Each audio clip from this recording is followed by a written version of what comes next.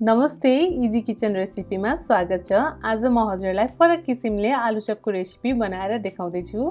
यो भन्दा पहिला पनि मैले हजुरलाई चाउचाउ आलुचप बनाएर शेयर गरेको थिएँ र हजुर सबैले मन पराइदिनु भएको हुनाले आज म हजुरलाई चिकन आलुचपको रेसिपी बनाएर शेयर गर्दै छु। सुरु गरौँ यसलाई बनाउन। सुरुमा मैले एउटा यहाँ प्यान बसाले। अब यो तातेको प्यानमा थोरै तेल राख्दै छु। तेललाई केही बेर तात्न दिइसकेपछि यसमा मैले थोरै जीरा राखेँ। जीरालाई यतिको फुराइसकेपछि यसमा मसिनो गरी काटेको एउटा मिडियम साइजको प्याजलाई राखेँ। अब आगोको हिटलाई मिडियम टु लोमा राखेँ र यो प्याजलाई हामीले हल्का फ्राई गर्ने।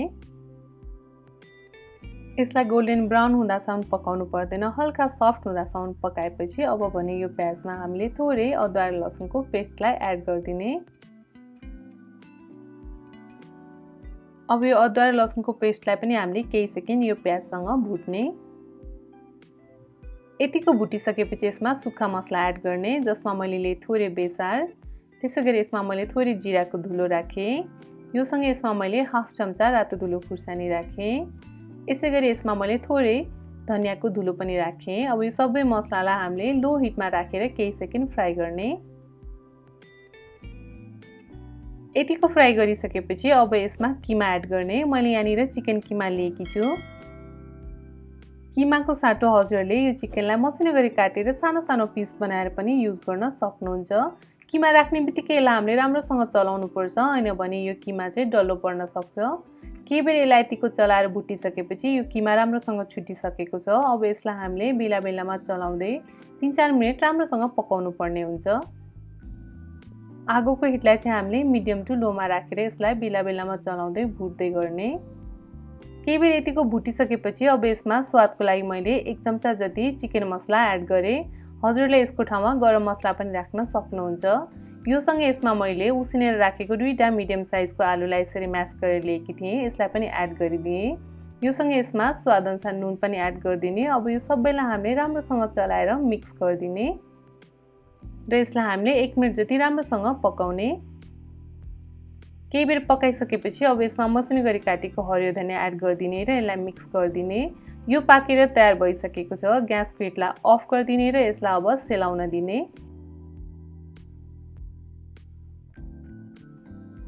केही बेर यतिको राखिसकेपछि यो स्टफिङ सेलाइसकेको छ। अब यसबाट हामी आलुचपको सेप बनाएर तयार गर्नेछौँ। त्यसको लागि मैले सुरुमा हातमा पानी लगाएँ। यसो गर्दा यो हातमा टाँसिँदैन। अब हजुरलाई कत्रो साइजको बनाउन मनपर्छ त्यो अनुसार हातमा पोषण लिनुहोला। मैले चाहिँ मिडियम साइजको बनाउँदै छु। सुरुमा यसलाई यसरी डल्लो बनाउने, त्यसपछि अर्को हत्केलामा यसरी राखेर माथिबाट हातले यसरी थिचिदिने। अब यसलाई यसरी हातमा बिस्तारै घुमाउँदै यसलाई गोलो आकार दिने। यसरी नै यो बनेर तयार भइसकेको छ। यसलाई एउटा प्लेटमा राख्ने र बाँकी रहेको सबैलाई यसरी नै बनाएर तयार गर्ने। मैले यहाँ सबै आलुचपलाई यसरी बनाएर तयार गरिसकेँ। अब यसलाई चाहिने ब्याटर तयार गरौँ। त्यसको लागि मैले एउटा ठुलो कचौरामा 1 कप बेसन राखेँ। बेसन राखेसँगै यसमा मैले थोरै बेसार पनि राखेँ। बेसार राखेसँगै यसमा थोरै नुन पनि राख्ने। नुन राखिसकेपछि यसमा मैले थोरै रातो धुलो खुर्सानी पनि राखेँ। यो राखिसकेपछि यसलाई पहिला राम्रोसँग मिक्स गरिदिने। यतिको मिक्स गरिसकेपछि अब यसमा थोरै थोरै पानी राख्दै यसको एउटा ब्याटर तयार गर्ने। यसरी आलुचपको लागि ब्याटर बनाउँदा चाहिँ एकदमै धेरै पातलो पनि नबनाउने र एकदमै बाक्लो पनि नबनाउने, ठिक्कको बनाउनु पर्छ, जसबाट चाहिँ हामीले आलुलाई राम्रोसँग डिप गरेर त्यसमा चाहिँ कोट गर्न सकौँ। बेसनमा पानी राखिसकेपछि यसलाई राम्रोसँग फिट्ने र यसमा एउटा पनि डल्ला रहन दिनु हुँदैन। केही बेर यसलाई यतिको फिटिसकेपछि यो ब्याटर बनेर तयार छ। अब भने आलुचप फ्राई गर्न सुरु गरौँ। त्यसको लागि मैले यहाँ एउटा प्यानमा तेल तताउन राखिसकेको छु। तेल तातिसकेको छ। अब अघि हामीले तयार गरेको चिकन आलुचपलाई यसमा डिप गर्ने र यो तेलमा फ्राई गर्नको लागि राख्ने।